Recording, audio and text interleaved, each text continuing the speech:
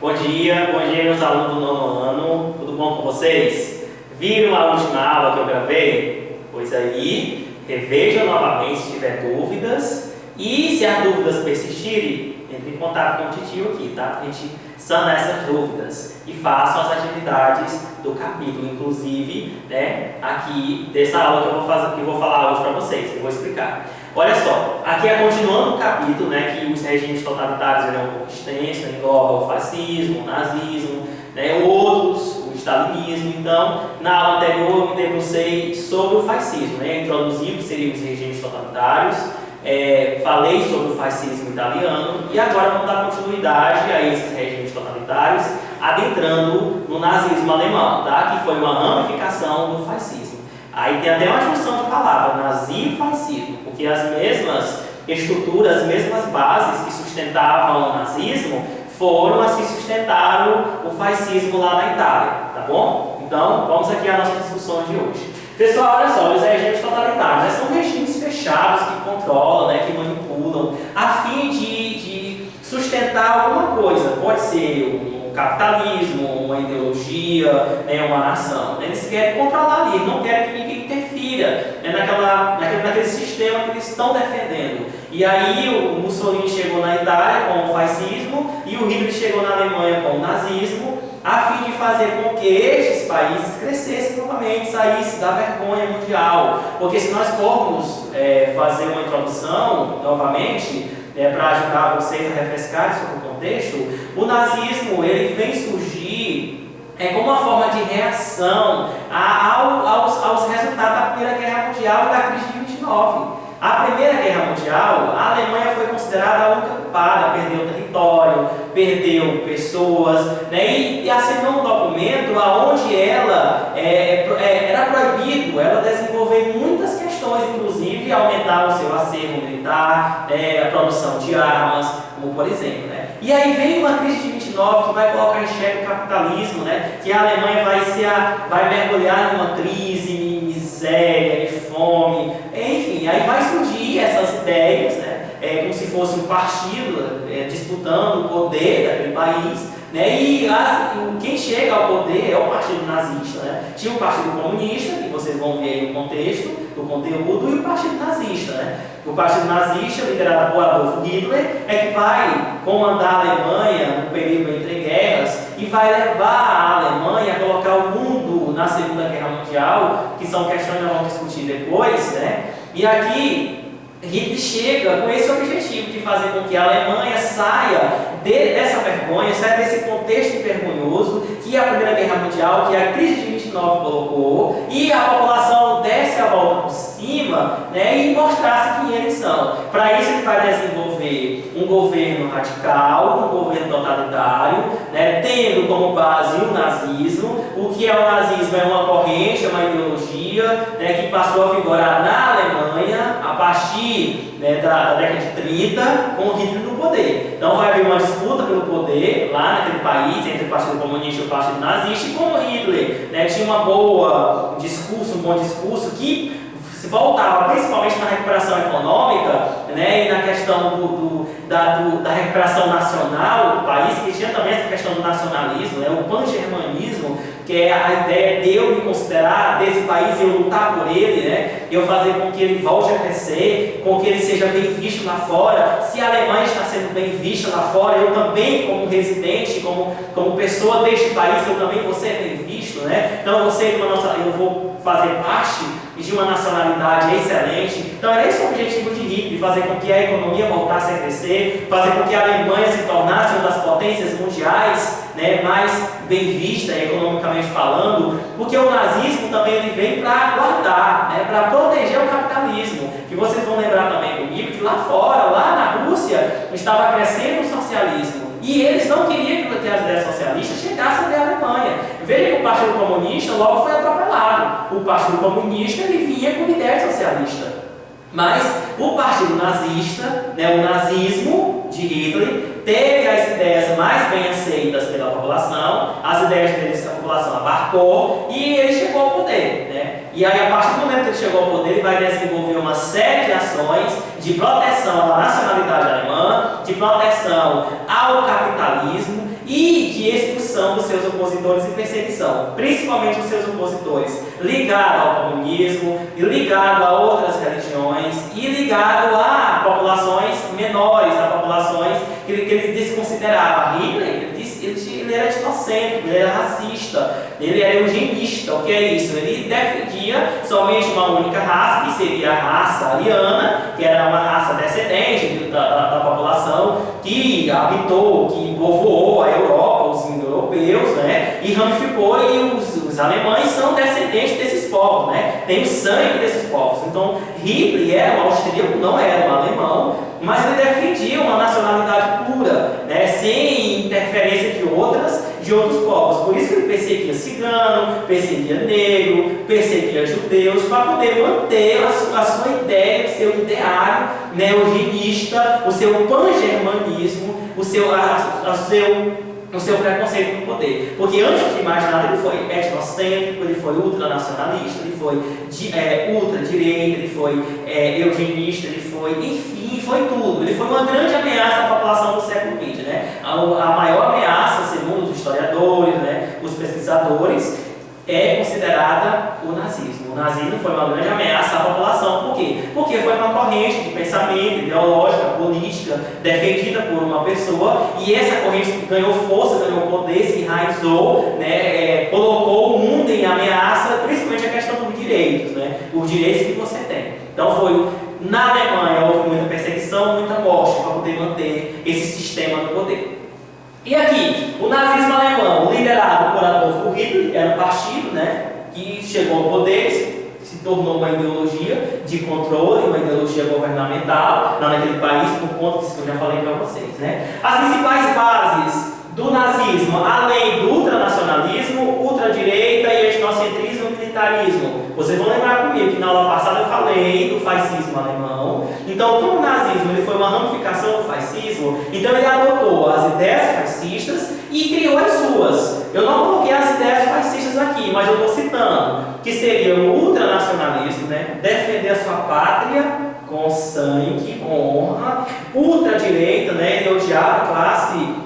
Ele não queria trabalhador no poder, ele não queria luta de classe, o trabalhador tinha que trabalhar para o empregador e pronto, não tinha que haver essa mistura, empregador para ali, trabalhador para ali, empregador para ali, trabalhador para cá, tá bom? Ele desconsiderava qualquer forma comunista, socialista, né, de ideias populacionais do povo, desconsiderava. Militarismo, ou seja, incentivar a militarização, que é uma forma de preservar aquelas ideias, né, colocar a polícia e os militares para contornar qualquer movimento que viesse descontrair, que viesse ir de contramão, que viesse desfavorecer o que ele estava colocando. E aí, por isso que ele incentivou a militarização, né, a proteção, a preservação das suas ideias. Então, esses são os pilares gerais. Então, esses são os pilares gerais que abarcam o fascismo e, claro, também o nazismo, né, o nazifascismo. E lá na Alemanha, Hitler, o que foi que Hitler fez?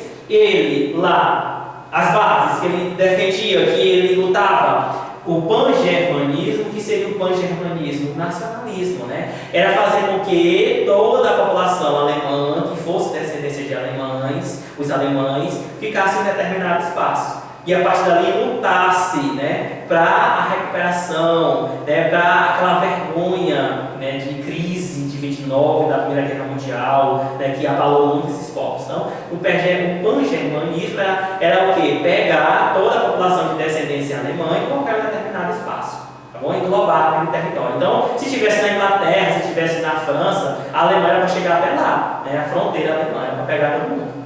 Esse era o objetivo dele. Racismo. Hitler era uma pessoa altamente racista. Ele perseguia as outras religiões, né, como por exemplo os judeus. Os judeus foram mortos, um monte dele. Né? Vamos ler aí profundamente no capítulo, né, os textos que falam sobre o antissemitismo, né, o Holocausto. Ele matou milhares de judeus, tanto na Alemanha como fora da Alemanha, foram mortos no período do nazismo, né? Foram mortos das formas mais brutais possíveis, né? Tanto em campos de concentração, que era espaço que levava essas pessoas e lá morriam, né? Segundo as pesquisas, foram mais de 6 milhões de pessoas que foram mortas, né? Eles consideravam, eles diziam que os judeus eram um entrave era um entrave para o desenvolvimento, para o apogeu alemão. Então tinha que ser morto, tinha que ser perseguido, né? Era uma doença, eram pessoas que não mereciam viver. Era essa a ideia que ele colocava. Então ele perseguia, ele matava, não é? E isso foi ligado ao racismo. Então, além dos judeus, ele perseguiu também ciganos, homossexuais, negros, comunistas. Eles desconsideravam pessoas que iriam atropelar suas ideias, eram pessoas que iriam poluir aquele ambiente que ele estava tentando criar, que era um ambiente sólido somente de alemães, né, de raça pura, raça única. Então, pessoas que viessem contra aquele ideário dele, aquela ideologia nazista, ia sofrer, né?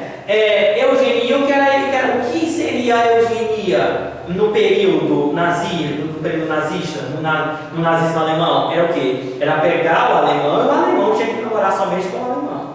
Ele não poderia namorar com um africano, né, com um brasileiro, com uma pessoa deficiente. Não. Era uma forma de manter preservado o sangue puro, da raça pura, que seria a raça alemã, o louro do olho verde, o branco do louro do olho verde. Então outras pessoas eram desconsideradas. Isso era a eugenia defendida por Hitler, lá na Alemanha, no período entre guerras, com o nazismo, tá bom? E o antissemitismo, que eu já falei para vocês, que era a perseguição, principalmente dos judeus, né, desconsiderava esse grupo de pessoas, e foram mortos, milhares, né? Foram mortos de forma química, né? Colocaram num ambiente, colocava tóxico ali, aqueles carros, por exemplo, aqueles carros de carro-baú, os carro-baú, por exemplo, né? Colocava lá dentro criança, mulher grávida, idoso, velhos judeus por lá dentro, e trancavam o cadeado e jogavam lá dentro um tóxico.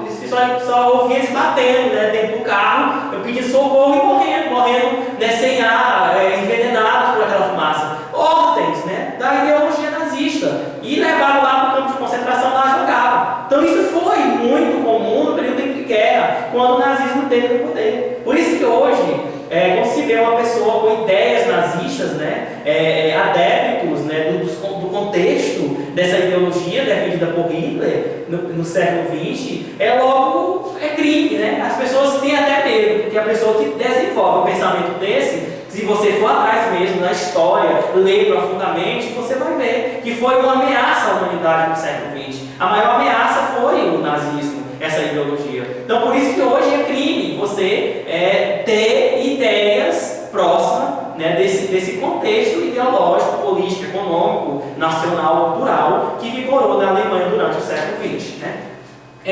E hoje o comunismo odiava, o nazismo odiava ideias socialistas, odiava a luta de classe.